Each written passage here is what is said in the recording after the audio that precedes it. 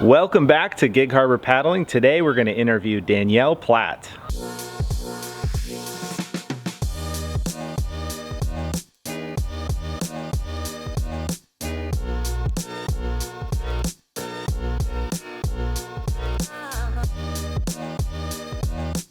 All right, Danielle, thanks for being a part of the interview. How are you doing today? I'm doing great. How are you doing? Awesome. And how long have you been a paddler? I have been a paddler for about 2.5 years now, going on 3. So Awesome. That's awesome. And how did you find out about the paddling team? I actually found out because you and my mom said we need to do something for the summer. And so you and my mom signed us up for summer camp. And we loved it, decided we wanted to keep doing it, and so now we're a part of the team. Okay, tell us a little bit about the summer camp that the team offers. How does that work?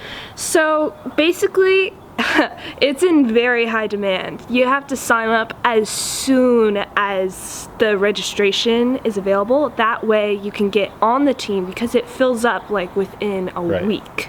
And what age groups are they? We signed up during COVID, so that was like they shortened the age spans. So between 9 and 14 were how old you were supposed to be. Is that how it still is now? Or? I think so. Okay. I'm not 100% certain. Okay, so it's for kids who have no experience paddling, and then they teach them some basic skills, yes. right? And then what happens after that? How do you get from there to where you are? And where are you now? Well, right now I'm in group 1, but when I started in summer camp, we did the summer camp program, and then the coaches or the leaders will be like, hey, we want your kid seems like a great addition to the team. Can we they'll send out an invitation to development team where you continue to develop your skills, and they continue to see if you're a good person. They don't ask you on the team if you're a great paddler. You could have the best technique of everyone, but if you have the worst attitude, you will not be accepted. So it's about attitude. Yes. Okay. They can teach technique, but they can't teach attitude. Right. So then you go from there to development team, and then there are 3 levels of. Well, there were 4 levels. Oh, wow. There was group 1, group 2, group 3, and group 4. Oh. Recently, there hasn't been enough coaching staff for group 4, so now there's just 3 groups. There's group 3, who are basically people who have graduated from development team and who are now have a regular schedule and more high intensity workouts. Okay. And then group 2 are the next graduation of that. And then group 1 is Olympic hopefuls, and it's kind of like varsity, junior varsity, freshman kind of thing. Yeah. So you're on group 1 now, yes, which is awesome. And how many practices a week do you have doing that? Well, I like to go to every single practice, and not everyone likes to do that. Everyone likes to pick and choose based on the weather and school schedule, right? Yeah. And so how many is that? I have 8 water practices. Wow.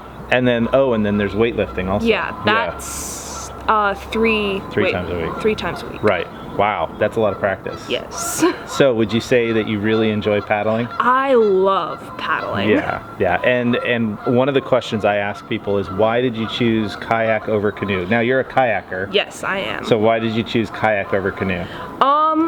Mostly I had previous experience with going in a kayak thanks to my aunt, and so she introduced me to kayaking, and whenever I got on the water and for summer camp, I would always be out in front of everyone, so I thought that was pretty cool, so I wanted to keep being in front of everyone. Right. Little did I know that once you join, you kind of fall behind.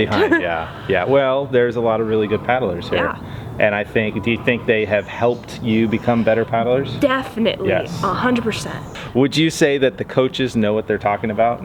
Definitely. They are experts at what they do. Yes, awesome. So where do you go from here? Well, you're at group 1. Yes. What are your goals? My goal is just to stay on group 1 until I graduate high school, and then I'll dive into college. And paddling will take a back seat for me. So when you were in nationals last year, you got a couple medals in team boats, right? Yes. In K2s, they call them, 2-person kayak.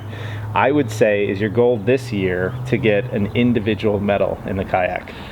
That's always the goal. Awesome, awesome. And what's your favorite event? My favorite event is more long distance because I feel like I'm better at it. Sprints are not my strength. Currently, I'm working towards getting sprints to be my strength, but currently 1Ks and like 2Ks and 5Ks are my favorite distance. Okay. 10Ks are just terrible. Here's a video of you paddling. Go ahead and hit the play. And I would like you to tell me one thing you're doing right and one thing you're doing wrong in this video. One thing I'm doing right is I'm rotating, and that's one thing that I've been working on for like my entire paddling career. I haven't been rotating enough, and this video I'm rotating a whole lot more than I have been, which is good. Okay. And one thing that you need to work on here. One thing I need to work on, definitely bending the arm, the bottom arm. So like this, you're supposed to keep it straight, but I'm bending it, and that's not good. It's okay. Yeah, it's taking the stress from like your back and your big strong muscles and your lats and compressing it down onto your bicep and your tricep, which are not as strong as your lats. Okay. Okay, cool. So that's what you're working on right now? Yes. Awesome. We're going to have Danielle pick the next paddler to interview. So go ahead and press that big blue button. And it's number 10, who would be Gannon. All right, so the next paddler to interview will be Gannon. So looking forward to that. He'll be a good interview, I think. Yes. Thank you for your time. No problem. You're doing great. We're all proud of you. Thank you.